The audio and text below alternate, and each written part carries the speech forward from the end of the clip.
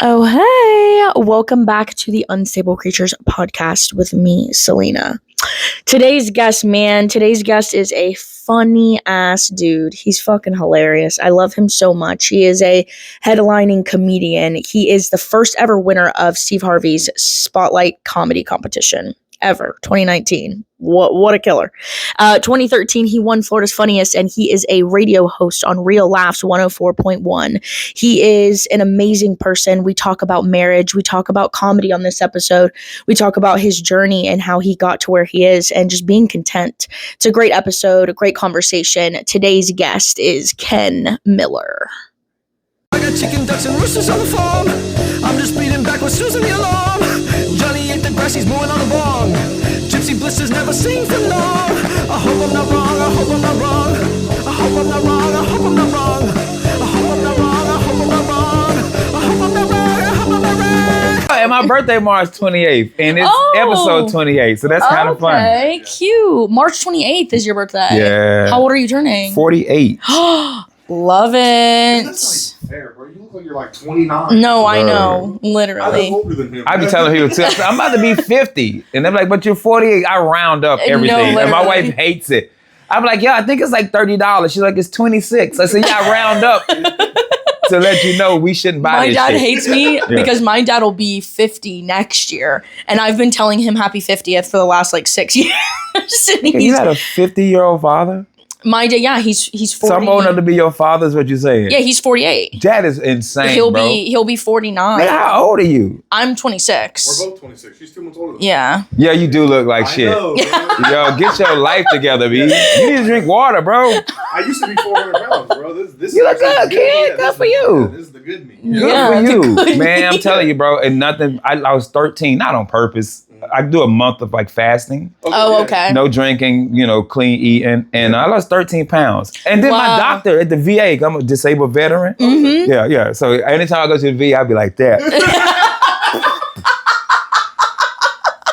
I need my 100%. They like, yo, get him some more money.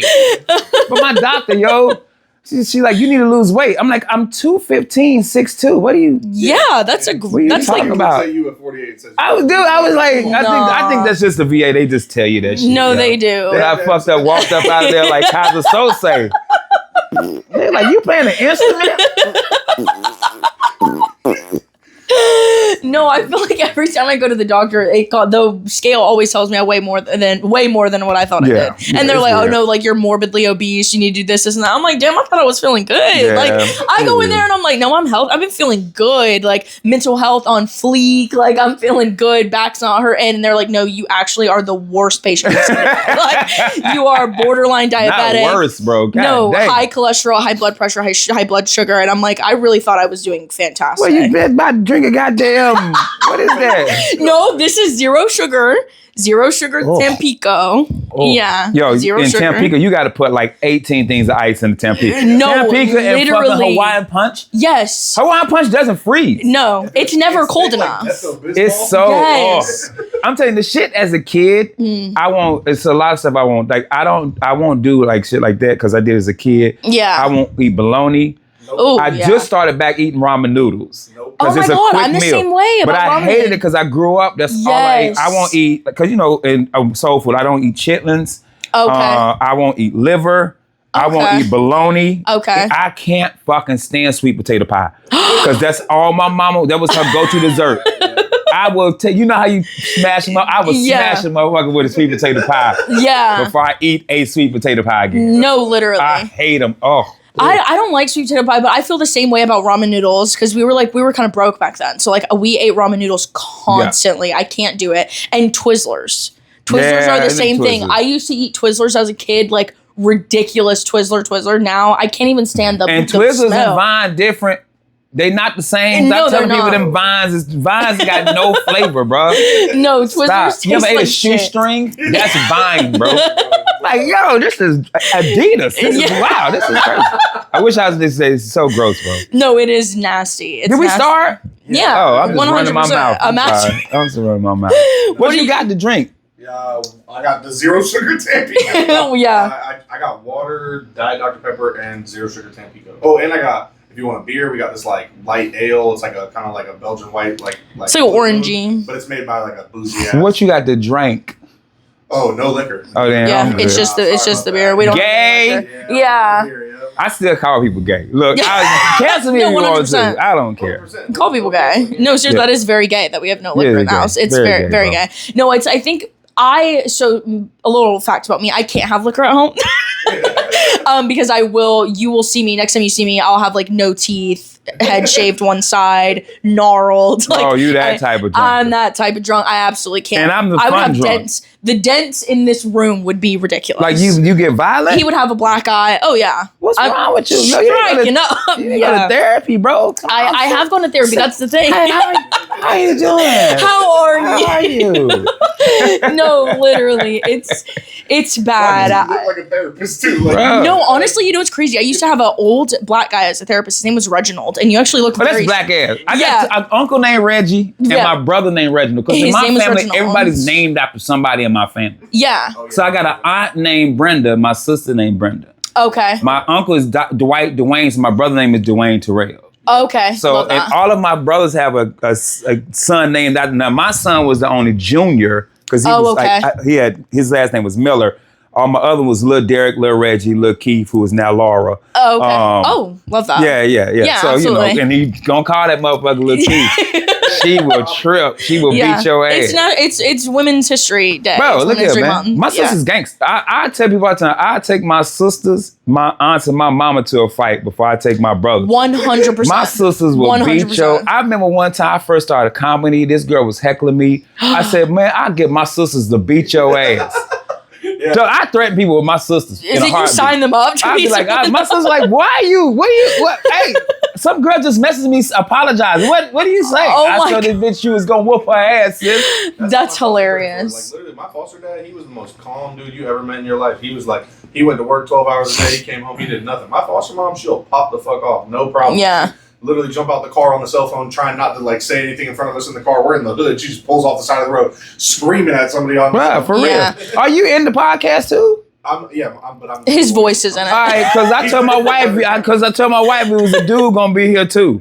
Oh, So if you tag me in something, you better goddamn put your face, nigga. Because I thought we was gonna be all together. Because I got this rule, like, and there's no disrespect No, I to y'all. understand. I'm I married, completely get like it. a lady comic, like, hey, can I ride with you up here? And I'm like, I got a wife. no, literally. Nah, you can't roll with me. You Yeah. gotta nah. It really is like that though. People think that we're weird for that, but it's not weird. It's not weird, man. It's not just- weird. yeah. It's just more so like it's just being respectful. Yeah, and I also don't want to be in an awkward situation personally. Yeah, like yeah. it's just I'd rather just not be awkward. And then as Like, soon as they see it, like, oh, so Selena and Ken? yeah, exactly. Oh, that's how she got the guest spot? Exactly. You're like, no, fucker, she's funny. She's just That's funny, it. bro. The fact that you clocked, that's how she got the guest No, spot. I tell you, Period. so to the point, like the only Lisa Rod Davis opens for me. Yeah, That's my dog. Yeah. People are like, so Lisa, y'all, Lisa and Ken? Like, that's no, what that's I'm motherfucker saying. funny, bro. Like, Yeah. but she can't ride with me though. Right. She gotta meet me there. We can't carpool, I don't give a but fuck if the show on the moon. You better get your own SpaceX. You can't No, ride in my seriously. SpaceX, dog. I gotta hope Yeah. it don't blow up too. my Starlink. Yeah. Yeah, no, seriously. I think that's normal though. That's how we are too. Yeah, like I'm- anytime, especially with the pod and like it being in like where we live. So it's like, we always try to have So if you another put person. a clip, you put your motherfucking head in the clip, so my wife will know. Yeah. Be like, hey, I'll take a picture Or- afterwards. yeah, or put in the caption, hey man, I was in there too, Yeah. and the dog. I want the dog tagged in that motherfucker Yeah. too. She'll come on out. Everybody better be in Yeah. that motherfucker. Get me in trouble, That's bro. so is Get your me wife lumped is up. your wife like is she a little crazy? No. No, she's very My wife kind. way out of my league. Really? You ever met my wife? No, I've never Beautiful. met her. Everybody that sees her like, how in the fuck did you? Hey, and I tell people, I Humor said she goes all gave the way. up. Oh shit. Oh no! She was like, we was at the club. I Yeah. met her at a Sunday fun day, a little rooftop. Oh, She a was- Sunday she- fun day go crazy. She way dressed up. Like Okay. way, like I got a hoodie on. So I was at the Improv hanging out with Shantae Wayans, good friend of mine. Okay. And Marlon was open. Marlon was headlining. She was opening for Marlon at the time. Okay. And I'm leaving. I said, I'm gonna go to Sunday Fun Day. Because I hadn't been, it was the last one of the year. This is almost 10, 11 years ago. So I get there and I know everybody. You know what I'm saying? Because I'm a comic locally. So I'm talking to people and I see this girl across the thing. And I'm pointing at her. Because she talked to this lame ass dude that look like he sell furniture, right? Oh. Motherfucker work at Ashley's, right? Yeah, he looking like Babcock. Yeah, Babcock, yeah.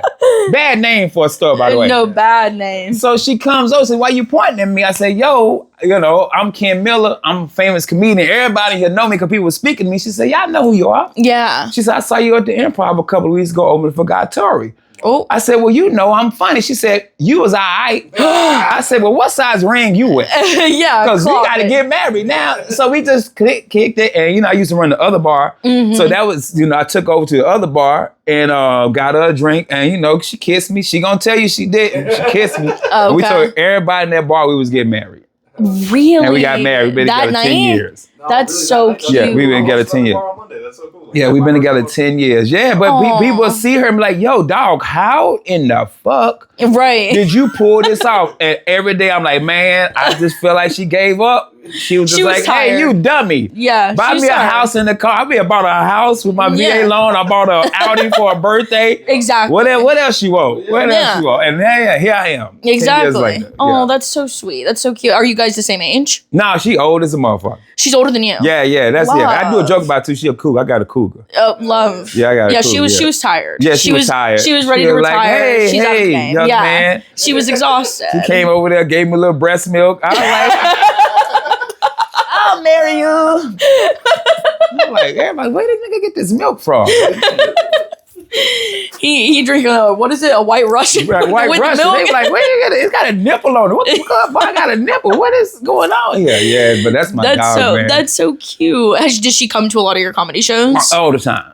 That's to the fine. point where I'm like, yo, you not tired of this? No, literally. Yeah, you gotta be tired. She says, no. She just likes to see the people react. Yes, that's her thing. She loves to see the people react. Or when I do like ad libs, when I make up something on the spot. Yeah. Like she loves that. Cause I'm like, you gotta be tired of it. That's my favorite part of our sets too. Like I can tell, like if I'm doing a set and she's heard all my jokes before, the most I'll make her laugh is when I just throw something in there. Yeah. Or like how crowds react to it because you're performing in front of a lot more people than we do normally. So how is that? Both of us doing it. Because are you jealous? Or are you like, oh, she did better, he did better? Y'all come home, you black as I, you had a crown on the rock? No, I think what helped is that I had been doing comedy for like a while, not a while, but like a year. I feel like when comics meet and start dating, it never works. Yeah. Oh, it never does. That's why I tell comics don't do that shit. Yeah, I had been doing comedy for a year, and then we met. She's funny to me, bro. I don't need that. Like I got my own hobbies. I do this shit because it's fun, and she wanted me to do it. But in reality, like. I tell people this, and it kind of offends comics who like think I'm like trying to like really do something with it, and they'll be like, "Bro, like you would just quit." And I'm like, if she was like, "Hey, like you're kind of like getting in the way, like trying to like people are seeing," I would be like, "I'm good, whatever. Like I'll just go do my thing." But like I think some people take that way too seriously when they were comics before they met them. Yeah, so they're like, I'm not gonna give up my thing. It wasn't my thing. That was her shit. Dog, you know I'm 18 years in, and I get this shit up. Yeah. It ain't. It's some people. I'm not addicted to it like I used to be. I used to be addicted to this shit. Yeah. And I'm not like that anymore, man. Yeah. It's so much more in life than fucking stand up. Yeah, I think what also too what I struggled with the most, and maybe you would understand, or at least you would be able to use to relate to this, is that I had to like get used to not being in the spotlight or the limelight. Like the conversation wasn't always just about me. Now doing stand up, it's a conversation about both of us. And like I'm the one that got used to like meeting new people, and they're like, "Oh, you do stand up," and like I'm the cool one. Yeah, my wife is like that. My wife was I'm telling you, when she walks in the room, people are like, "Who is she famous?" Like I'm not joking. Like she that fine. Yeah. And so now that I'm the famous one, when we walk in the room, it's like she kind of just plays the background. Yeah. And it's me. But people be like, that's the wife you talk about on stage? No, you are gorgeous. He not really talking about you the way he should be talking about you. Like she's that. But she said herself, she says, ever since I've been with you, I kind of just play the background. Yeah. Like and when the I'm show not a over, background I'm selling person. merch. Yeah. She is not about to be over there taking pictures. Yeah, okay. She be like, I'm not, motherfucker, I'm his wife. I'm not his. I'm in the photo. Yeah. Yeah, absolutely. My wife is not about to be over there. Okay, guys, say funny face. No.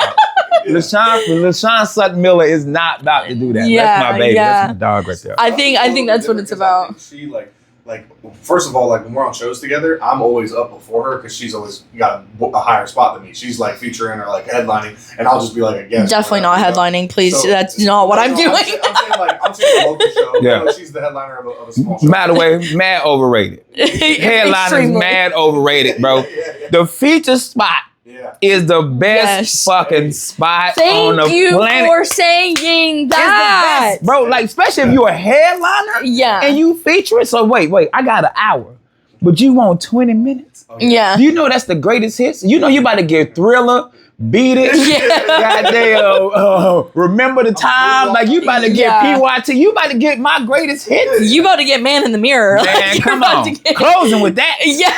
I'm closing. They gonna be like, this motherfucker just did Man in the Mirror, bro. Yeah, exactly. It's a Man in the Mirror for real. For Big J. I know we saw you there, but like, that was such a... Shout out to Big J, man. Dude. Yeah, he's so nice. I love feet, man. When I've been on the road with Russell Peters, shout out to Russell Peters. His shows are ridiculous. Those shows give you a love for comedy. Really? Because you got 3,000, 4,000, 5,000 people. Yeah. You know what I'm saying? And then you'll go leave that, and then the next weekend you're doing some show and there's 12 people there who don't want to be there. Yeah. And you're like, yo, I was just said. Yeah. Do you know who you're talking to? Yeah, like, you know who I just opened for last week? Yeah. Like, whatever. Right. I was like, I have drinking that Tampico, whatever. I'm like, what? You know, so I think that's where I'm at now. Because a lot of stuff happened and didn't pan out. Yeah. And so I kind of got to that point where I'm kind of content. Like, I'm like, okay, this might be where I'm at, and I'm cool with it. Yeah. Now, you would have hit me 5 years ago, I was a mess. Yeah. Because I'm like, yo, all these people passing me up. I'm not, and I'm way better than all these motherfuckers. Yeah. But now I'm about to hit 20 years, and I'm at the point where, you know what? This might just be where I'm at, and I'm cool. Me and James and I had this conversation on radio, and because James is doing cruise ships now. Okay. But he's taking care of his family. Yeah. And we're at that point where we're like, well, maybe, this is where we at. Because I had this conversation with young comics. Like, how long you been now? 2 years in May. And 9 months. Okay, so I've had this conversation with comics. Everybody's not gonna make it. Yeah. This comedy works like this. You're gonna have your 1%. It's like America. You got 1%ers. That is Kevin Hart. That's Eddie Murphy. Dave Chappelle, Seinfeld. You talking about $150, $250 million. That's them. Right. Then you got 9%. You talking about the comedians that consistently are doing clubs, maybe get arenas, making about, 6 figures, right? Yeah. Then you got the rest of us. Yeah, exactly. We on the road. Yeah. We doing a little hole in the walls. Yep. That's not even comedy. That's just life. Yeah. No matter what you do. But then also tell young comics this. When it comes to comedy, you also got disparate comedy. 5 of y'all can start comedy at the exact same time. One of y'all gonna make it. One of y'all gonna be a road comic. One of y'all gonna just be a dude that's in your state making it. One of y'all gonna crash and burn and never make it. Yeah. And one of y'all, hey man, I'm just gonna do open mics. Yeah. Nobody has the same comedy career.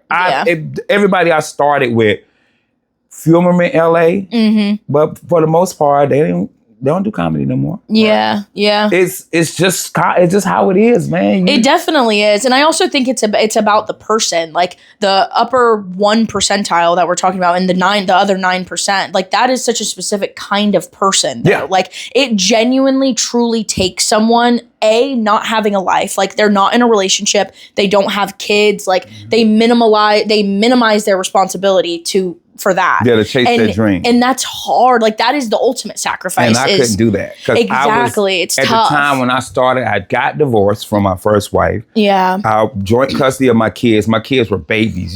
Junior was maybe 5 or 6. Nugget, that's her nickname. Nugget was 3 because she eat chicken nuggets all the time. Oh. So Nugget might have been 2, 2 or 3. And then a year or 2 later, my ex-wife had another kid. Layla, Bird. So I helped raise Bird.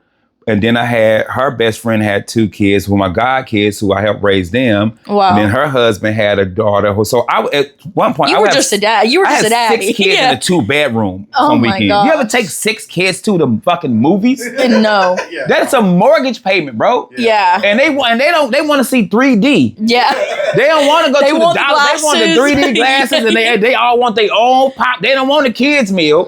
They want a big ass popcorn that they can bring home and eat that motherfucker all night. Yeah. So when I got them, it's all whole weekend thing. So I was more focused on parenting than I was comedy. As they got older and I started to get booked more, Yeah. I started being like, hey, I can't get them this weekend, because I got a show. But can we switch weekends? Or hey, You I watch can't get yourself 'em. slowly making the compromise and the changes. And then in their last few years, I realized that I did. I missed a lot of time because I started chasing that dream. Yeah. And then when the dream wasn't panning out, I was just like, well, they older now. What am I chasing anymore? What am I chasing? Absolutely. Now? So now I'm at the point where, hey, my whole March is full. Yeah. I'm good. But that's goals though. Like I'm good. Yeah. If I can make an extra $2,000, $3,000 a month, I'll stand up on my regular day job. 100%. Then I'm as the kids say, I'm jiggy, bro. Yeah. I don't know if they say that. I don't know. but I don't think they do. I'm jiggy, baby. You said that Jiggy, like son. Yeah. First of all, nigga, you said fleek earlier. I was like, did she just say fleek, bro? No, I said fleek because I was bringing it back. It was like a nostalgic thing. Straight dweeb, bro. Yeah, Shout out to David Jolly got me calling people dweeb, bro. I think something though that I wanted to ask you, because I feel like you've been doing comedy for a really long time, and I want to ask you, I don't know if you deal with it now, but I am severely struggling with comparison.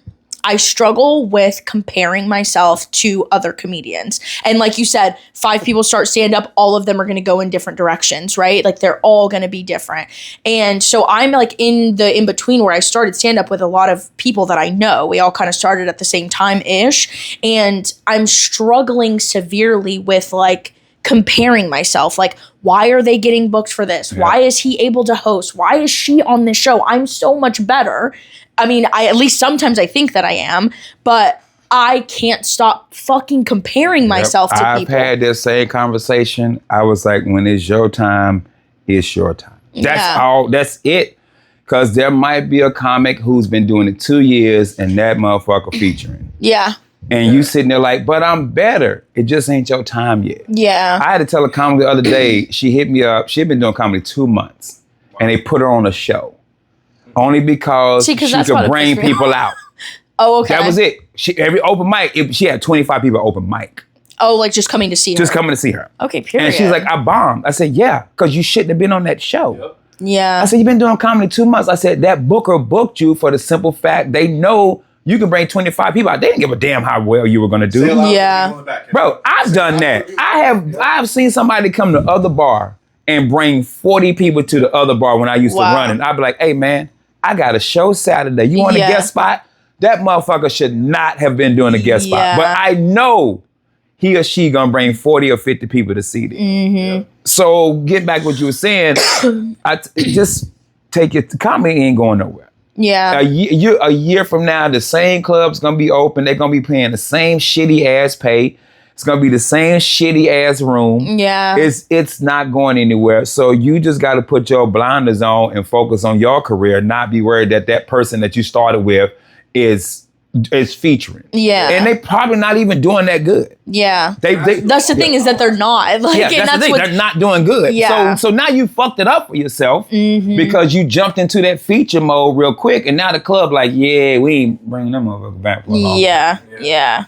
I want to ask a follow-up because it kind of leads into what I was asking. But so if like it might be like just kind of like a mindset thing or like a personal thing, like the difference between two people. But how do you find yourself in those times not getting jealous about people that don't deserve it, bro? Because like I feel like I see people who are getting opportunities for exactly what you're talking about. Maybe not that they can bring people out, but that they have like clout or like a natural ability in a local area to have. Like they say they have a job where a lot of people know them for whatever reason, you know what I'm saying? And they start comedy within a few months, they start weaseling their way into stuff. Like how do you find the ability to just be like, you know what, man, like it is what it is. Do you just follow that same kind of like it's not going nowhere? That's just me. That's how I've always been, bro. Right. If your personality is what's going to get you away from that type of thinking. Right. I've always been, what's for me is for me. Yeah. And what's for him is for him. And when my time comes, I'm ready. Right. But so it's just preparation. It's just be ready. Not care, because you know you're better than that guy.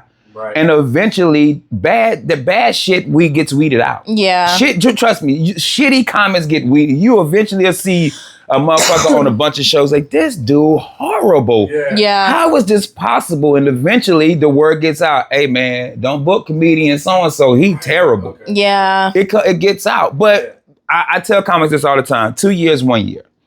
Your first 5 years, if I wish every comic would do this, this is the fun time. Yeah. This is college. Mm-hmm. You are a freshman all the way up to this is my first 5 years. It's me, Nat Baymel, Carmen Morales, Kendra Corey, Carmen Vallone, and Darren Moore.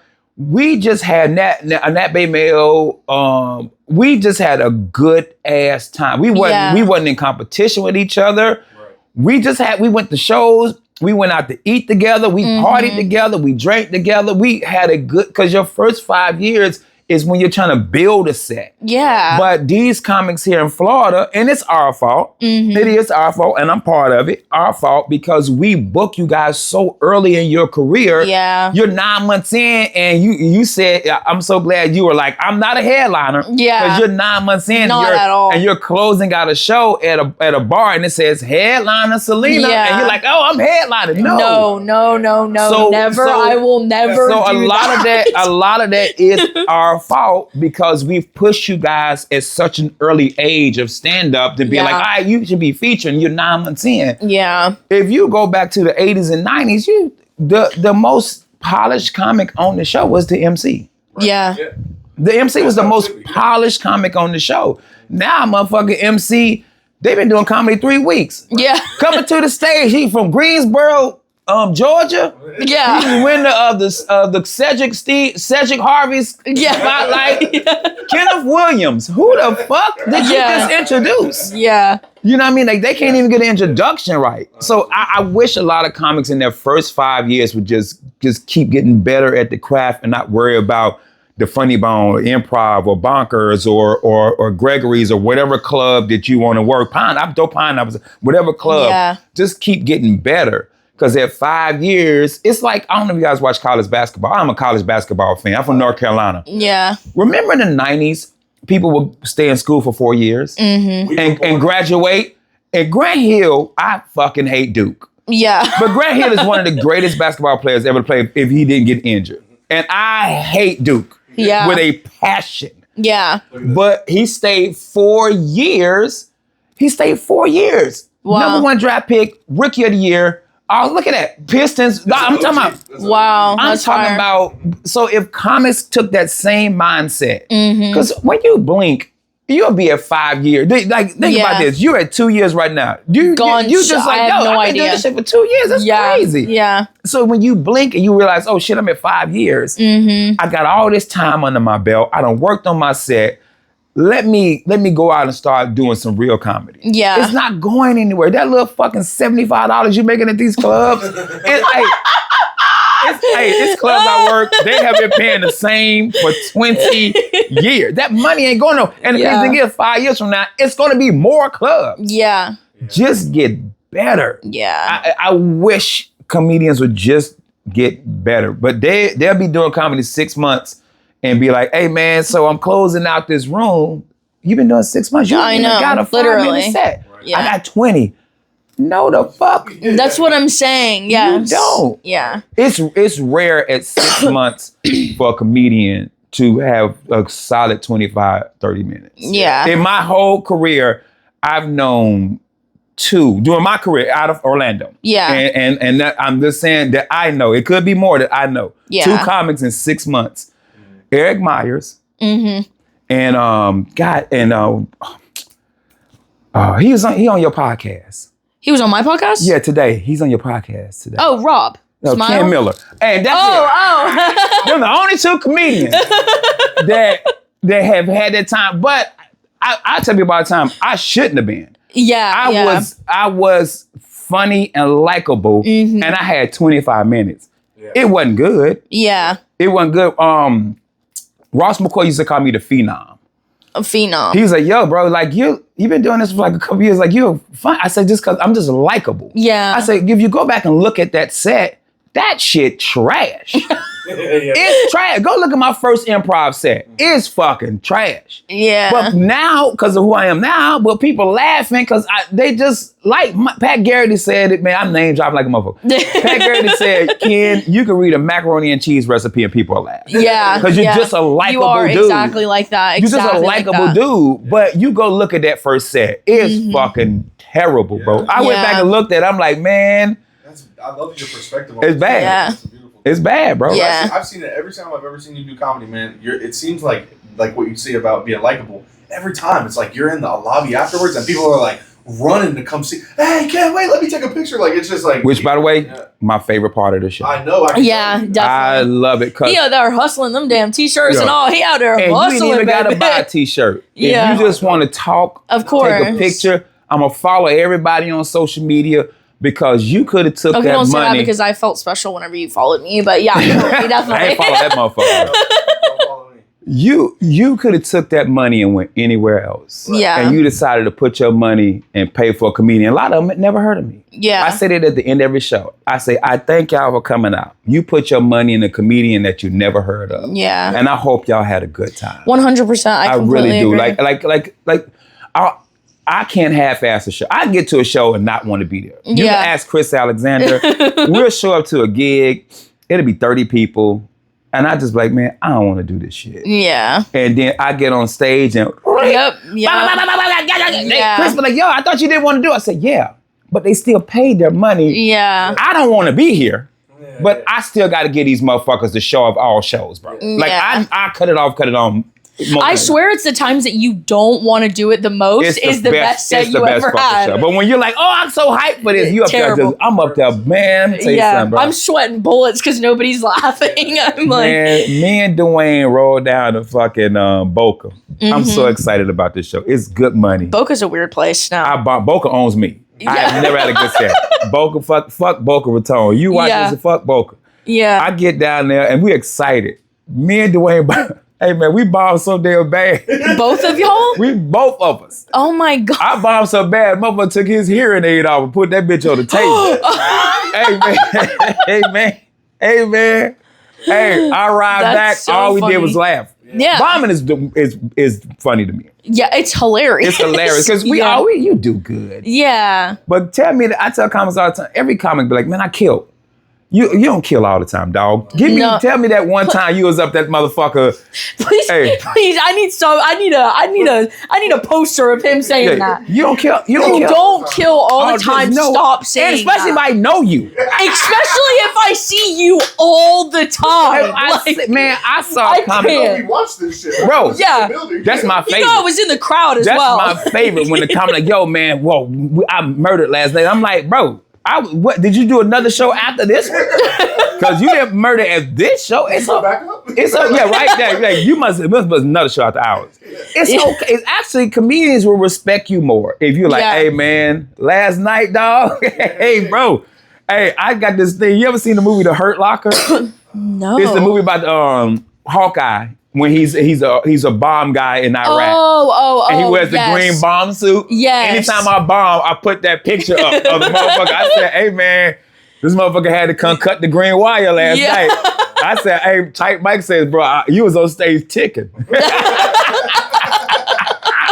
Hey man, it's okay. It's okay to bomb. You telling me there's a comedian out there, Dave Chappelle, 30-something years ago. You tell me Dave Chappelle ain't bomb? He talks about it. Yeah. Everybody has had that night. You're like, man. And honestly, too, wow. like to me, it makes me more passionate about it. Like after I bomb, like anytime I'm like doing good or I feel like I'm, doing all right or whatever, I like I'm still passionate, but I don't have that like fire under me to like write more or do something. But the second I bomb, I'm like, oh, I'm about to write a whole new special. I'm just in my bedroom writing. I love a good bomb. Yeah. Work for it, where it's like, when you get up there and like they don't want to laugh, but you make them and you get some chuckles out of them. Maybe it's not a lot of people, so they don't feel comfortable laughing at their high volume. And there's just like certain rooms that are like that.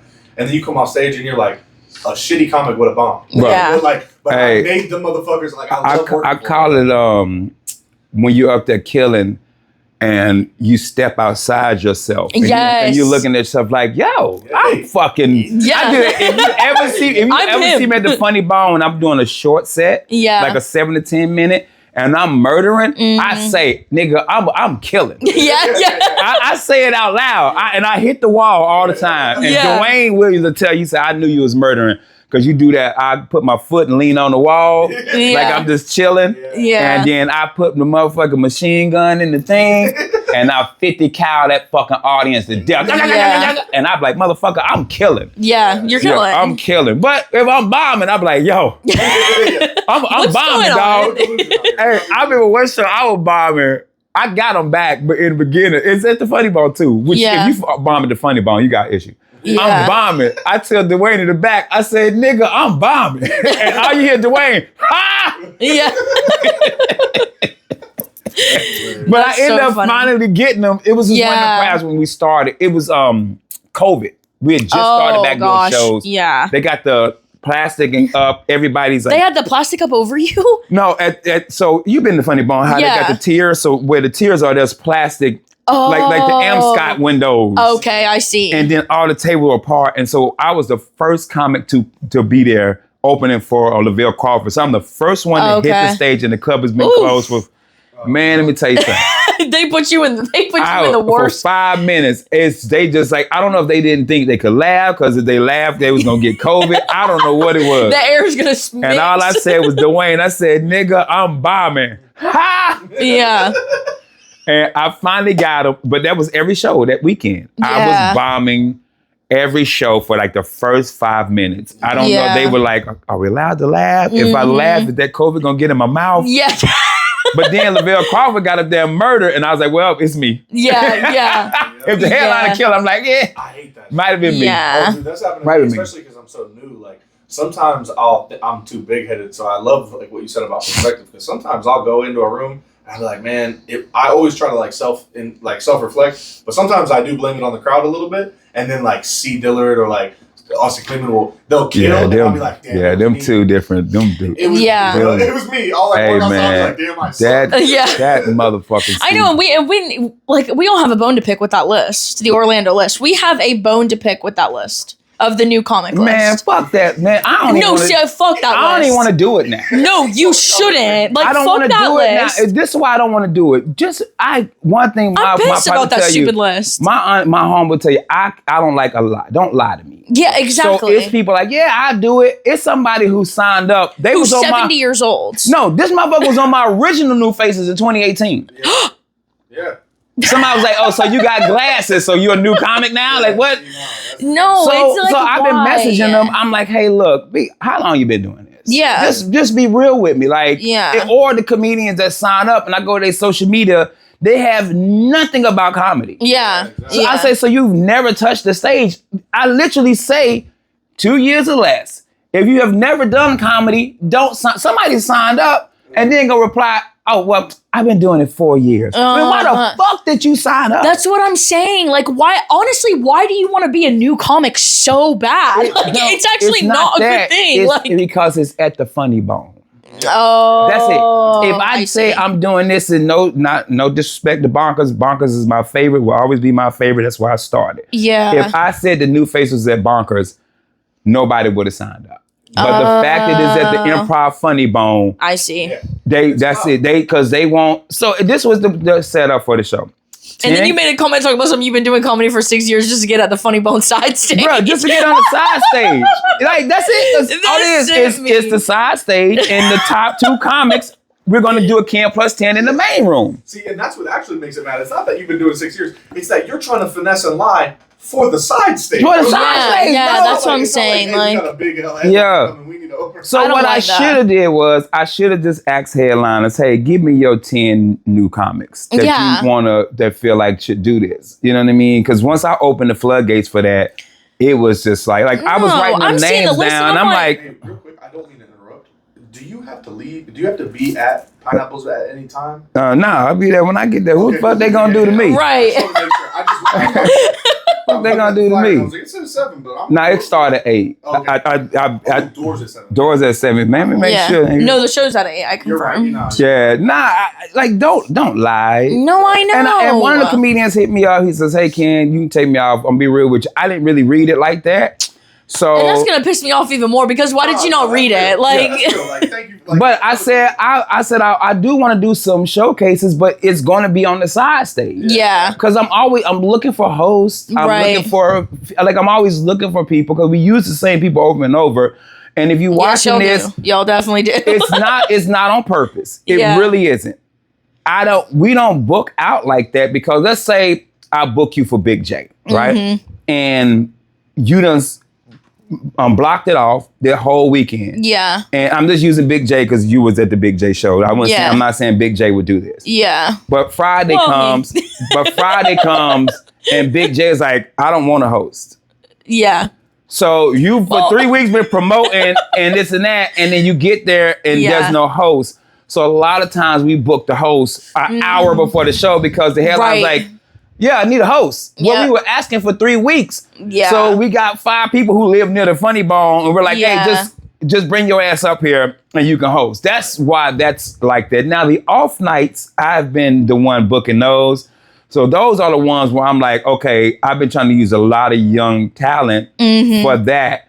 But also, too, that's another one where they're like, we need a host. Yeah. But it's 6:00. Yeah. The show's at 7. Yeah. So now I'm hitting everybody up and nobody's replying to their message. So now I'm like, Dwayne, I need you to get to the improv. Yeah. So it's all about what's consistent and what's reliable. That's why that's like that. And I want a lot of people to know we don't, trust me, if I could give y'all a weekend every weekend, I really would, especially ladies. I really need more lady up in there. Yeah. But a lot of times it's not us. It is the comedians and their managers. And we're like, we need to know if you need a host because I don't want to book you and then you got a date and somebody's like, oh, well, no, I'm at the Funny Bone. Yeah. And you could have took Pineapples. Right. But you came to the Funny Bone. They're like, yeah, we don't want to host this weekend. Yeah. Now you done lost out on money from both. 100%. So that's why a lot of times that happens. Trust me, it's not us. We really... No, I definitely think that. I think it's all about just like reliability, consistency. Like, I mean, and all the time, like nothing's ever really set in stone until like an hour before the show. Like if you want Bonkers got they shit booked out months. Yeah. They know who hosts it. It's just something about the Improv or Funny Bone with these headliners. We'll email the headliner and be like, hey, do you need a host? And they'll be like, our headline is vegan. Okay, but do you need a host? We got to make sure that nobody comes in the green room. Okay, but do you need a host? Right. Can you make sure you pick us up at the airport at 4:00? Okay. 30 minutes before show. So who hosting? Wait.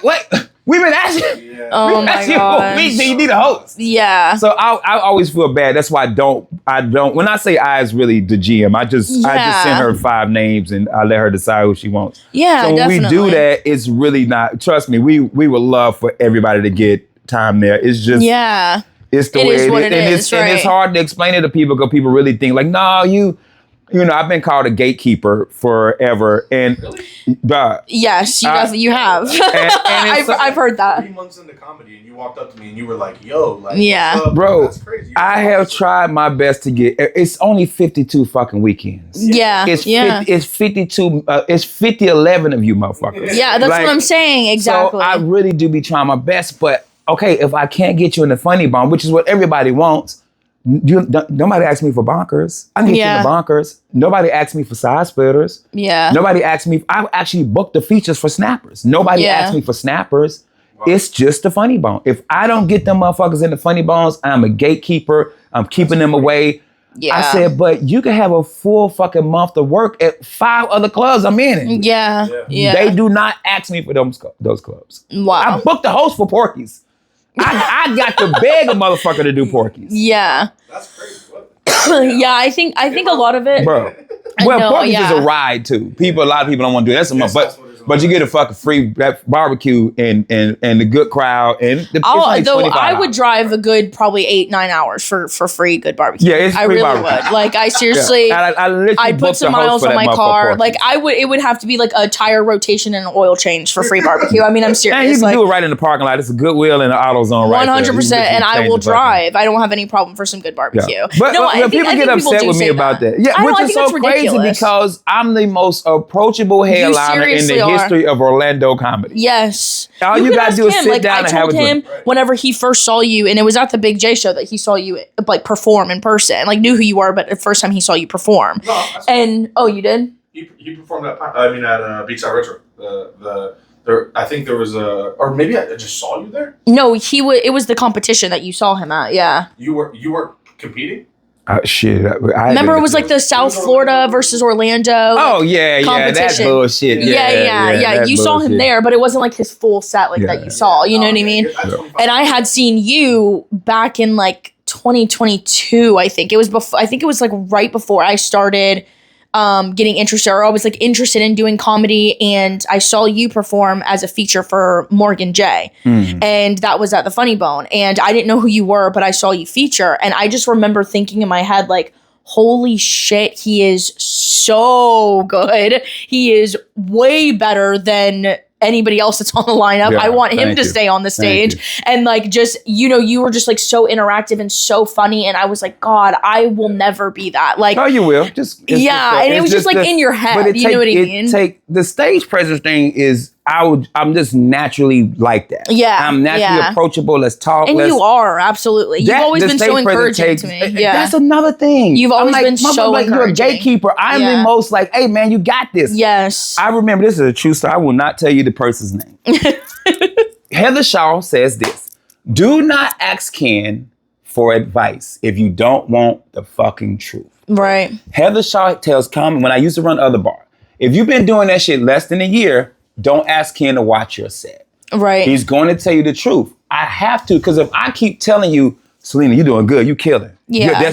And you're not, guess what? You're going to keep doing that same shitty fucking set. Yeah. So this young lady walks up to me and watched my set.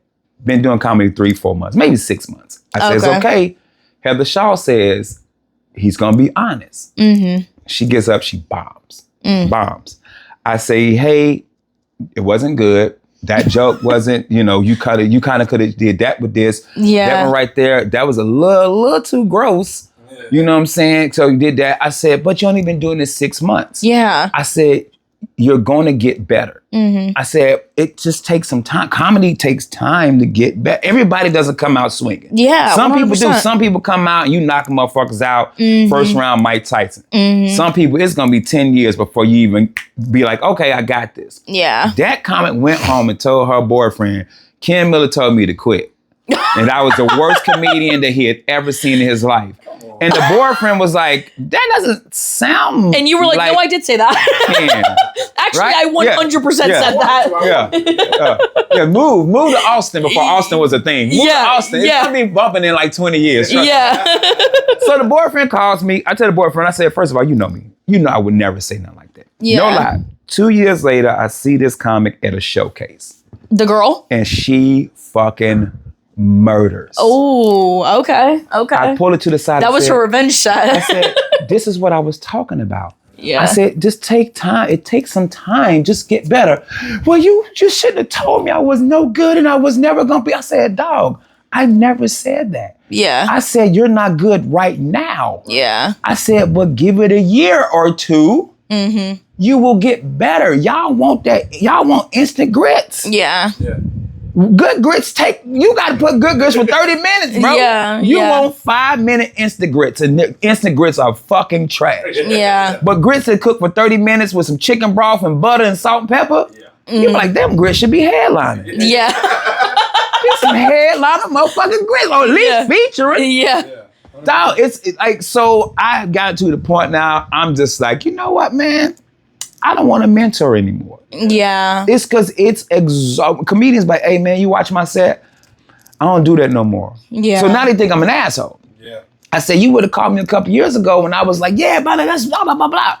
Think about my You said, honey, I'm tired. I'm exhausted. Think about my umbrella. Preacher Lawson, Justin Lawson, Akeem Woods. I ain't gonna take much credit for him, but Cam. Patterson. Cam was one of my dudes. Jolly. Always giving advice to Jolly. Right now, my new kids, you got Dwayne Williams, Chris Alexander. You got Tim Allen, goes by Jay Allen now. Like all these comics, Lisa, all these comics were comics that were up under me that sat there and was like, Ken, what can I fucking do to get better? None of them was like, motherfucker, you ain't gonna think I'm gonna make it. They were just like, what can I do to get better? And I tell them, they get better. Now these motherfuckers like, hey man, just, work on.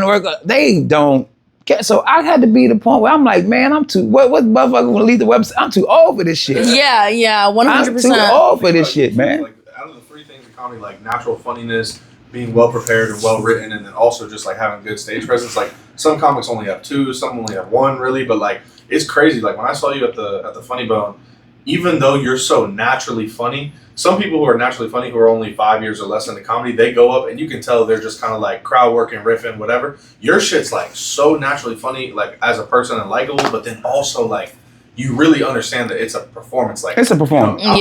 They pay money, bro. He really still is going off the same.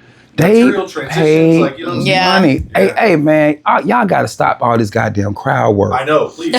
like y'all, it's okay. Easy on us. The thing is this. You understand, as a MC or a feature, if your set is a lot of crowd work, the audience now thinks it's a crowd work show. Yeah. My set is not a crowd work. Now I ask questions, right? Because I'm setting up the joke. So, but when I get up there, they've been talking to you, the comedians, for 45 minutes before I got there. So they like, oh, so I can talk to you too. No, the fuck you can't. Right. Yeah. But if I ask you something, I do say ask. If I ask you something, then you can say something back to me. So I'm not saying crowd work is bad. I just think you can't do Matt Rife did it, but most comedians can't do a crowd work special. Yeah, he did a crowd work special. You gotta actually have some jokes. You gotta really fucking be good. Like, to me, crowd work, you gotta be like that. You can't be but also, like, I hate whenever people are like, oh, like, it'll be a nobody comic that's been doing comedy for a year. And they're like, oh, well, Matt Rife does it. Baby, you're not Matt Rife. Like, I understand it, but guess what? Matt Rife is at the point where guess what he can do? Whatever he wants. Like, also, and you are you're that. You're a year in and you're doing a bunch of crowd work. That just means you have no jokes. Right. I used to tell my features, you feature for me, you cannot do crowd work. Yeah. And when I say crowd work, I don't mean like, so who in here married? Me. How long you been married? 2 years. Yeah, so I've been married 5 years. Right, of course. So that's 2 years? Work, So where did you meet? Right. Who met who? Who took who to date? Like, motherfucker, you got a joke? Yeah. Is there a joke somewhere in this motherfucker? You know what I'm saying? That's the crowd work I'm talking about. But if you just setting up a joke, I don't mind that. When I first started, there was a club called Giggles, booked by a lady named Candy. If you were the feature, it was in your fucking contract. You couldn't even talk to the crowd. Wow. Oh, wow. You had to do a 30-minute set. You couldn't talk to the crowd. Oh, wow. If you did, you couldn't. If you did, she took $25 out your pay. Oh. Wow. And honestly, that's what we need to start doing. And it made you better. It made you a better fucking comic, bro, because you're doing 30 minutes. Because my tooth fairy joke, I have to ask how much money you give by the tooth. Yeah. They don't, I said tooth with an F. No, it's okay. We saw your, but I can't do it. You know what I'm saying? I can't do it. So now I have to make the joke. I have to be the person doing crowd work to myself. Right? Yeah. Pretty much. But now with the internet and everybody want to be social media famous, if you look at all these comics, they're all posting their fucking crowd work material, which is your social media. If you want to post it.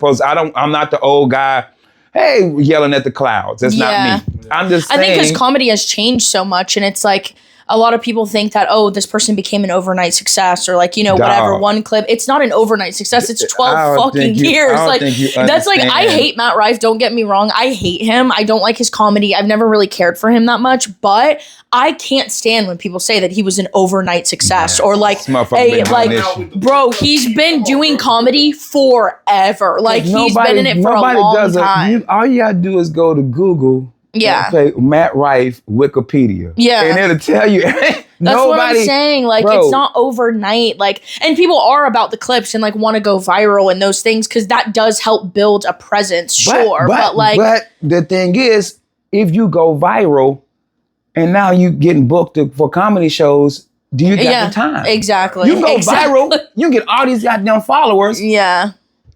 But I done booked you for a comedy show. Yeah. And you show up and you got 15 minutes. But you the headliner. Yeah. You know what I mean? And that's Booker's faults, honestly. You guys gotta stop doing that. I'm gonna tell y'all this. Another thing I learned in comedy. Young comics understand this. This shit is a business. Yeah, these 100%. motherfuckers gotta pay light bill, water bill, and staff. Yeah. They're gonna book the motherfucker who set his balls on fire and got 100 million followers. Yeah. Before they book the comedian that is a solid. No, you're gonna open for Balls on Fire. Yeah. Matter of fact, that's his name. Comedian Balls on Fire. Comedian Both. Yeah. You open it for Comedian Both to the point where it's a club I work who will book me to open for the internet comedian just to bury that mom. That's happening. Yeah, literally. Literally. That's happening everywhere. Right? Just to bury that comment. Yeah, and then they only want to see you. They want to talk to you. They don't give about Balls on Fire. They give a fuck about Black if you're gonna blow up on social media, that's fine. Yeah. But you gotta have an act once you blow up. Yeah, 100%. Like Cam blew up. Yeah. But Cam gotta act. Yeah. You know what I'm saying? He's like a perfect example of blowing up at the exact right time. Like the timing could not have been any more perfect. Everybody knows this story. If y'all don't know this story, I'm gonna tell you the story of how Cam became Batman. This is his origin story. Oh, okay. Cam has always been funny. Yeah. Just a funny dude. And I could just tell, I said, man, bro, bro, one of these, I'm gonna be opening for you one day. Yeah. I rarely tell. It's like three, Dwayne, Cam, and Preacher Lawson. Mm-hmm. I'm gonna be opening for y'all one day. That's how good they are. Dwayne is fucking just, that's my dog. That motherfucker just good. And Preacher is just fucking phenomenal. Yeah. But Cam, so Don DC Curry is the headliner that weekend at the Funny Bone. Mm-hmm. I'm hosting. He has a feature out of Atlanta. Don DC Curry running late. Okay. And so it's one show, I think, might have been two, and I'm hosting. So the feature's used to Don being late. So he's like, I'm gonna do 35. I said, okay, I'll do 15. I do 15. Now Don DC Curry, old black dude, he Friday After Next, he's Mike F's dad. And Friday After Next. If you look him up, you're like, oh, him. Yeah. So him and Pops opened the rib place on Friday. Yes, yeah. So funny, Don DC Curry, legend. So Don DC Curry is an older black crowd. Okay. This feature is bombing. Okay. For 35 fucking minutes. I'm talking about the crowd talking now. They just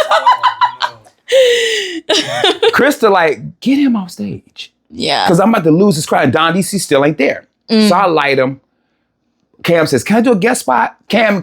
He got a fucking white t-shirt, black pants, and some goddamn slides. Yeah. Joe Sensabella gives him the shoes. Now, Cam got on some size 15 shoes. He's dragging.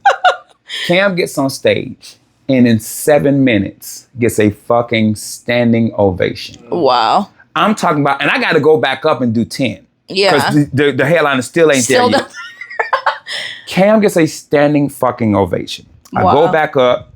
I ride his wave. I love a wave. I ride the wave. DC finally gets there. Don DC Curry. I bring him up. We're in the lobby. Shoot shit. The features out there. We all out there taking pictures, drinking.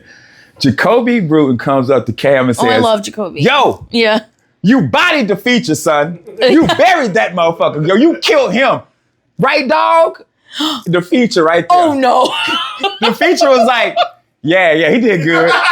Cam looks up like, nah, man, I did all right. No, man, you buried that motherfucker. Wherever he at, he got to be somewhere crying right now. Feature standing right there. We in the lobby, we black laughing. We all running around. We black laughing. Like they told a magic trick or something. We go to the bar. I said, Cam, if you don't get the fuck out of here and move. Yeah. I said, it's time for you to go. That right there was his coming out party. Yeah. But to this day, that is the legend of Cam. What's you ever seen Shawshank? Yeah. When Buddy escapes and everybody's sitting at the table talking about, man, remember when he did this? Yeah. That's Cam. Yeah. Cam, like, yo, remember when Cam buried a motherfucker with a size 17 shoe on? Yeah.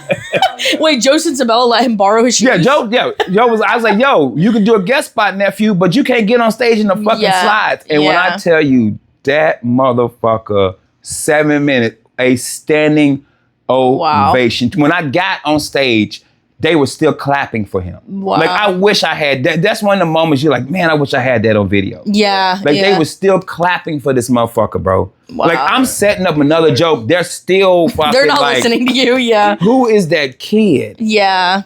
He's that good. We got such a cool experience when we went to Austin for Early Gonna Kill Tony. The first night we landed, we were going to Sunset Strip to go watch the Secret Show. The Secret Show, right? And like we thought it was just going to be like one Kill Tony like rep, and then like a bunch of nobodies, bro. We pull up, it's fucking Hans, Kim, Martin, Phillips, and then Cam comes out. And I thought he was just going to do his shit and get off. Whatever, he murders for like 10 minutes. I mean, he's killing, living. And it was a bomb night at Sunset. I mean, there was like 3 comics that just total crickets the whole set. Like, it was bad. Cam gets up, bro, murders for 10 minutes. He starts telling us this joke about his sister and how his sister's built like a linebacker. Right? That's my favorite. Yeah. He's looking at the front through the crowd this whole time. And we're side stage. We're like right by the walkway, right? So we're seeing everybody walk in, walk out. And I'm off here. He hasn't looked even in our direction the whole time he's been doing this set, right? He's telling this joke about his sister, and he just snaps his neck right at me. I'm like third row back. He goes, "Can you stand up for me?" And I was like, "Me?" He goes, "Yeah, you stand up." I stand up. He goes, "My sister's built just like that." And then afterwards, I had to say something because we just landed, and we're from Central Florida too. So I'm like, man, I gotta go say something. So I went over and dapped him. Coolest, just the most nice kid. Yeah, Nicest kid in the family. Great, because his parents, his father is such a good dude, and his father would bring him to shows, and I kept telling him, his dad, I say, Unc, he got something, man. Yeah. I said, I don't know what you got to do to keep supporting this little motherfucker, but he got something. Yeah. It wasn't hometown love. When we went to Austin, the 3 comics that bombed before him, they were like featuring comics from Austin. These weren't like nobodies. And he went in there. That motherfucker, he's just that good, bro. Yeah, he's really just that fucking good. He a is. good person too. Like I've heard such good things about Never not bad. Speaking of origin stories, I hate to like switch up the mood, but we've been talking about comedy. I got bit by a spider. Yo. Bad bitch, bad. So you started comedy around 30, right? Like tell me about like 0 to 18. Like, where are you from? Like, what did you like? How was your life growing up? Like, how were your like? Oh yeah, so I'm originally from Greensboro, North Carolina. Okay. Number 8 of 11 kids. Oh. Reason for that is my mama died when I was 5, so I was adopted by my aunt. So my cousins are my brothers and sisters. Gotcha. So we are all raised together by my mama. Shout out to Ruth and May and Barbara Jean. I was funny my whole life. Yeah. All I wanted to do was stand-up comedy. I didn't want to be stand-up comedy, a quiet storm DJ, but my voice never got deep. And I wanted to be an obstetrician because of Dr. Huxtable. Not Bill Cosby, Dr. Huxtable. I want y'all to get it right. Not Bill Cosby. Because Dr. Huxtable was every black kid's father. Yeah. So when I was in the 9th grade, I didn't do my science project. And Miss Barnhart, my science teacher, said, you got to do 10 minutes of stand-up. Because I was the class clown. Okay. I did 10 minutes of stand-up and got an A. All I talked about was how my mama whooped us and how my best friend at the time, Corey, was a fat dude. So that was it. Because me and him used to just clown each other all class. Yeah. The 10th grade year, I actually did a science project, but I did comedy again. Mm-hmm. So at 18, I joined the military. I was in the Army for 9 years. And when I was stationed in Fort Huachuca, we had a battle of the comics. We weren't comics. It was me and this dude named Brown. We used to clown each other in the mess hall. If you walked past us, we was fucking making fun of you. People were like, oh shit, these 2 motherfuckers in here. So we had a snaps battle, a roast battle, but we roast different. It's like your mama, roast battle now, be like, you look like you eat potatoes. Like, wait, what? So and whoever won got to do 5 minutes of stand up. And then I won this like African stick that I still have to this day. An African stick? Yeah. Like if you touch it, you get pregnant. Okay. So don't touch it. Yeah, I won't touch it. So I get up, my first time doing stand up, I'm 19 and I'm bombing. Oh, okay. And I end up doing Chris Tucker's Def Jam routine. Because I used to do it in the mess hall all the time. Pissed off man. Yeah. I robbed my mama. Like that one. Yeah. I didn't do comedy again for 10 years. Yeah. I was just like, because also too, mind you, if you watch this, I didn't know any better. I wasn't I just didn't know. I'm a 19-year-old kid. I didn't know that. Wow. So at 29, 30, I living in Altamont Springs. And you got out of the military? Yeah, I got out of the military. I was going through my divorce, and it was a a hotel like 3 blocks from my house. I don't know if y'all believe in God. Yeah, I but do. this how God works. There's a hotel 3 blocks from my house. I used to see people coming out this motherfucker. I'm like, this whole house is hoes. Wow. Like they fucking, like what's going on up here? And it was old hoes too. I'm like, it's like an old prostitution house. Oof. Friend of mine I work with named Mindy. She says, hey, you should do open mic. My friend Pedro Lima runs an open mic on Wildmore Road. Pedro Lima? Yeah. It was bonkers. Okay. Bonkers. It was Pedro Lima, Ian Gutowski, Dean Napolitano. They were the hosts. Okay. Pedro just happened to be hosting that night. This the bar, the hotel. Yeah. That's bonkers. I didn't know this. I just used to see people coming in and out. Yeah. So I took a half day. I wrote a 5-minute set. Okay. And I practiced that motherfucker in the mirror with a hairbrush. Went there. I took 40 of my coworkers. Wow. And I fucking slaughtered. I slaughtered so much, God threw the mic down. Yeah. Not on purpose. I was shaking so hard I couldn't get back in the stand. But if anybody asked you, I was like, bam, fuck you, bitch. Yeah. I get off stage. Pedro Lima said, good shit. Come back next week by yourself. Okay. Nigga, I bombed so bad.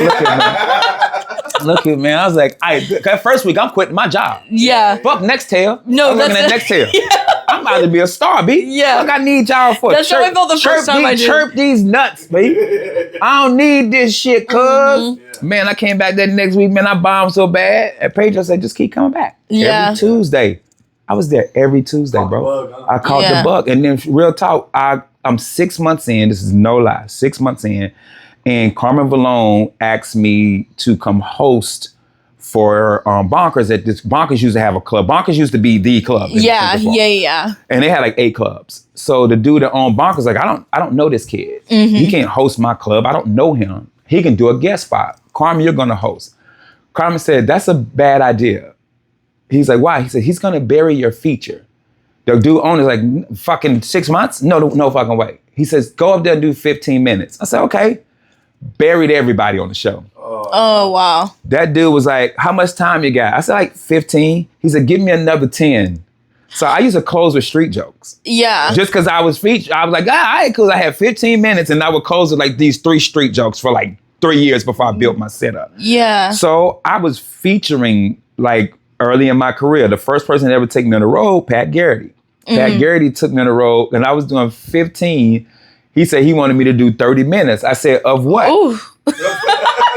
He said, of stand-up. I said, of who's stand-up? I said, bro, I said, I barely got, I'm doing 15 to 10 minutes of street jokes. Yeah. Which by the time I didn't know that was, you're not supposed to do that either. Yeah. So Pat Garrity. Whenever comedy had no rules. No rules. And you could just be do funny. whatever. Yeah. The new version of that is these jits are doing TikTok jokes. Yeah, pretty much. Yeah, exactly. You'll tell them, I need 5. They do their 5 because they've only been doing comedy 6 months. They're like, oh, I got 5. Or I got 10. They got 5 and then 5 is some TikTok Reddit shit. Yeah. You know what I'm saying? Like, so Garrity takes me on the road. That was my first time going on the road was Pat Garrity. Then I come back home and then I was opening for Ricky Reyes, going on the road with Ricky. And then after that, no headliner besides Florida headliners would work with me. Because Orlando headliners were strong. I'm talking about Pedro Lima, Ricky Reyes, Ian Gutowski, Dean Napolitano, God rest his soul, the greatest comedian of all time, Eric Myers. Yeah. Mike Allen, Sean Banks, Type Mike. It was I literally love Sean Banks. It was some killers in Central Florida. Yeah. But they would book me with these comics that wasn't, and so I would murder them. So the owner of Bongo says, hey, you headlining. Yeah. I said, headlining what? He said, Daytona. I said, my man, if I headline, I got to take my friend Nat Baymel, who was my best friend in comedy at the time. And he said no, because he didn't think Nat was funny. Oh. So I said, well, I'm not headlining. He said, well, okay, I'll let you take Nat. Nat bombs. Okay. Damn. I do 21 minutes as the headliner. Oh. I'm talking about some. I didn't stop. Yeah. I didn't even breathe. I got on stage. The GM was like, hey, man, you got 24 more minutes. I said, of what? He said, motherfucker, what are you doing? So Joe they make you go back on stage? No, they ended the show. Joe called me. He said, just slow down. Yeah. Take your time. Yeah. So I slowed down. I had some stuff I had written that wasn't good yet. And I kind of, like I said, I can sell it. Yeah. I sold it and then closed the street joke. So at the time, I probably had about 38 minutes. Okay. So then I just hit it hard. I that's when I got the other bar. And then I became the house MC at Why Not Lounge for 2 years. Okay. No cute. pay. Yeah. And I worked a 10-minute set every week. Wow. Trying to build a headliner set. And then about 4 years in, I felt like I was comfortable enough to do 45. Once again, wasn't that good. Yeah. But it was 45. Yeah. But I was probably 10 years in when I was like, this is my set. And that's the set I've been doing. Yeah. That I really got to that set where I'm like, this is the fucking one. Mm-hmm. And I weeded out all the corny shit that I was just doing to fill in the time. And I said, this is the fucking set. Wow. And that's the set I've been doing. And I know a lot of people come see me like, yo, you doing the same jokes. Well, shut the fuck up then. It kills. Yeah. But the rule was this in comedy, and it should probably change. It's so much comedy now. Yeah. Back in the 80s and 90s where you would do a show in Orlando, but then you would go to Tampa, then you would go to Ocala, and you would do this whole tour of the US. Nobody saw your set. Yeah. There was no social media, so you didn't have clips up. Mm-hmm. Nobody was in the crowd fucking recording you. Yeah. You wasn't on TV. You guys had to communicate by newspaper. Yeah, newspaper. Stuff. Yo, so who was it? I think it was Sean Banks who posted his fucking letter that he would email, like send to clubs by mail. Yeah. Or fax to clubs. Yeah. He would fax his fucking a shout out to Sean Banks, bro. Sean Banks is an OG. One of Sean the Banks too. is literally amazing. This is a perfect example of I didn't deserve the opportunity with Sean Banks. He was he came to Gregory's and was headlining. He did like 4 shows, 2 days, and whenever he's from here, so Daytona. Yeah, my best friend, Brooke, her dad was his best friend, like in high school. Like they were just best friends, had been friends for a while. And Sean's coming here. I haven't met Sean before. I just heard his name and like saw him on places, but I never had seen him, never met him or anything. He's never met me, never seen my stand-up, like nothing, right? Her dad is telling him like, look, my daughter has this friend that's like trying to do comedy, this and that. Ken, I'm like 3 months into comedy. Yeah. I'm 3-4 months. I have zero business like asking for anything, whatever. But he just like mentioned it to him and Sean was like, all right, give her my phone number. If she calls me and like wants to do something, we'll do it. So I call him. I'm like nervous. I'm so scared. Like, I don't know what he's going to ask me, whatever. And he's like, look, you can come do a guest spot, like 5 minutes, whatever. Come do a little guest spot at Gregory's and send me a video of you, like any clips that you have, anything, send it to me. And I was like, okay. So I did it and he was like, yep, just come on 5 minutes, this show, right? So I'm petrified. Again, 3-4 months, like zero business being there, zero business. And I go and I'm terrified. It's an all black crowd. Yeah, so I'm fucked.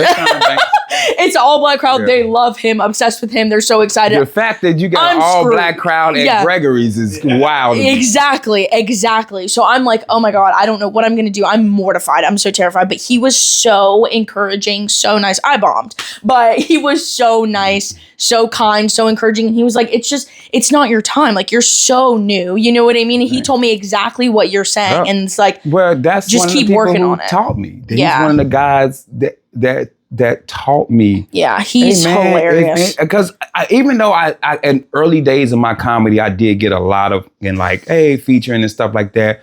A lot of it was, like I said, I was just a likable dude. Yeah. And everybody liked me. And I was just nice to everybody. And I was just And that shit goes a long way, bro. That shit goes so forever long. Like, I feel like I always try to be that way and be fair and be honest and be, just a good person, because that shit takes you such a long way. Yeah. Like, you ever hear a comic say something bad about me, then it's them. Yeah, exactly. It's them. What time is it? Real quick.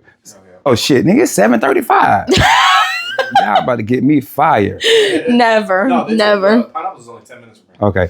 Yeah. Then I tell this one, then we can get up out. Hard stop 10 minutes from now. So it was a comic who I had a confrontation with at the Funny Bone. Came on stage and snatched the mic out of my hand. Oh. So at the time I wasn't drunk yet, because drunk came and I got PTSD, so I would have killed him, and I wouldn't go to jail because I'm a disabled veteran. Right. And he would have been up in the VA. Yeah, been in the VA like that. So I pulled this comic to the side. Well, no, first he outside and he wilding. And my wife told, my opener, Dwayne and Chris Alexander. Mm-hmm. And I almost got into a fight at the bar. My wife was like, he the headliner. Yeah. He don't fight, y'all fight. Yeah, exactly. So Chris and Dwayne about to go beat this motherfucker up. Oh. And I said, no, we about to beat him up. I said, we gonna toss this motherfucker over the, improv got the I said, we gonna toss this motherfucker over. Yeah. And Dwayne was like, you serious? I said, I'm serious. Because at this time, the crown kicking in. I said, let's go over there. The crown apple hit. And toss this motherfucker over the banister. The bartender hears me. I said, I'm gonna fuck you up. As I'm running over there, the bartender grabs me and picks me up like a little child. So my fucking feet are kicking. So they break everything up. I'm at the bar drinking. I do regular crown now. Have my regular crown. Your regular crown. I'm outside shaking hands. It was like a graduation show too. So it was like 100 comedians on the show. Carmen let me close it. Yeah. The comic comes up to me and says, hey man, I apologize. I shouldn't have done that. I was mad at you for blah, blah, blah. I said, well, what? Yeah. 2 years ago, oh my, you did blah, blah. I said, nigga, did you just say 2 years? Yeah. I said, but we have talked and spoke to each other for the past 2 years and tonight. Oh my God. So the comic that I made fun of, I pulled him to the side. I says, hey, were you upset at me? He's like, man, I don't even remember what you talking about. Yeah, they just what? So I always say this, if you got a problem with me, that's your problem. Right. I've never done anything to come. I've never taken away. There's comedians that got me banned from Funny Bone. Crystal's, well, first of all, me and Crystal are one of my best friends, the GM of Funny Bone. She won't even let me, would never let me say, hey, this person can never work here. Yeah. First of all, I don't want that on me. Yeah, exactly. I don't want that aura on me like I'm the bad guy. And now my blessings all messed up because I'm blocking somebody because we don't. If I don't like you, guess what? And you funny, I'll still get your ass booked. Yeah. That's who I am. It's comedians out there, I can't stand them motherfuckers. Right. But they funny. And if a club called me, I'll be like, yeah, book them. They funny. Yeah. Now, I don't personally fuck with them, but they gonna kill your stage. Well, yeah, wow. That's just the definition of showing love. That's the one thing that, like, I got respect for a lot of comedians, especially like your generation, people that are like, doing headline spots and like are getting on the Funny Bone because of their track record. And man, like, just the fact that you show love to the younger comics, like that adds so much respect. There's headliners that I know where they walk in a room and I'm like, damn, that's him. You know what I'm saying? But you're like a whole different level because it's like, not only are you so good and have so much time and so much good material, but you're also just like a personable human being. Yeah, just want to have a good time. Especially if you drink. Yeah, exactly. If you drink and we get the bar, we gonna have a good time. Now I'm gonna make fun of you. Just know, because I got low self-esteem. Yeah. So I make fun of people to make me feel good. Me as fuck. Just know, I'm tear your ass up because I got big ass teeth and a big nose. I'm skinny and I got titties. So I'm gonna make fun of you because that make me feel good. Right. But just know if I'm making fun of you, I fuck with you. No. If I'm sitting down, we having a drink and I'm sharing my time with you, just know, man, I fuck with you. Yeah, 100%. I do. 100%. I love that. Well, what do you have going on? Shout out your socials. What shows you got coming up? Ken Miller Comedy. Everything is KEN Miller Comedy. Also, make sure you listen to Real Laughs. That's the radio show I got with me, James John, Miguel Colon Jr., and Jeff Kaufman. Coming up, I'm hosting the Orlando Funny Bone Open Mic on the Wednesday of next week. Okay. And then that weekend, I'll be at Tampa Funny Bone opening for Michael Yo. And then just a bunch of local stuff. But March 28th is my birthday.